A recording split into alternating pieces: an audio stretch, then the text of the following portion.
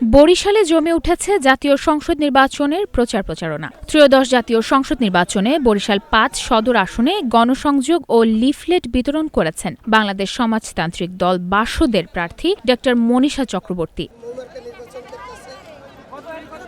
২৫ জানুয়ারি রোববার প্রচারণার চতুর্থ দিনে সকাল ১১টায় নগরীর সরকারি সৈয়দ হাতেম আলী কলেজ ও চৌমাথা এলাকায় প্রচারণা শুরু করেন বাসদ প্রার্থী ড মনীষা চক্রবর্তী।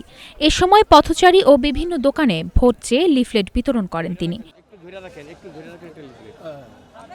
প্রচারণাকালে মনীষা চক্রবর্তী বলেন, মানুষ নতুন কিছু চায়। এই যে গতানুগতিক লুটপাটের রাজনীতি গত ৫৫ বছরে বাংলাদেশে হয়েছে, এই লুটপাট, দুর্নীতি ও দুর্বৃত্তায়নের রাজনীতি থেকে বের হয়ে নতুন বাংলাদেশের রাজনীতি দেখতে চায়।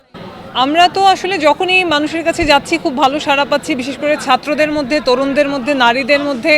আমরা মনে করি যে তারা একটা নতুন কিছু চায়। এই গতানুগতিক যে লুটপাটের রাজনীতি গত ৫৫ বছর বাংলাদেশে হয়েছে, এই লুটপাট, দুর্নীতির, দুর্বৃত্তায়নের রাজনীতি থেকে বের হয়ে তারা একটা নতুন বাংলাদেশের রাজনীতি দেখতে চায়, দেশপ্রেমের রাজনীতি দেখতে চায়, এবং সেই কারণে আমরা যেখানেই যাচ্ছি আমরা খুবই ভালো সাড়া পাচ্ছি।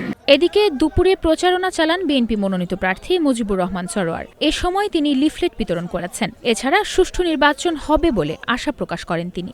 উল্লসিত মাঠ দেখছি, ইনশাআল্লাহ ভোট ফেয়ার ক্রেডিবল ইলেকশন হবে ইনশাআল্লাহ। মাঠে তো প্রতিদ্বন্দ্বী ছোট থাকতে পারে, বড় থাকতে পারে, সবাই প্রতিদ্বন্দ্বী। এখানে তো ৭০টা বন্ধুত্ব, প্রতিদ্বন্দ্বী ছোট হোক বড় হোক তাকে মেনেই চলতে হবে।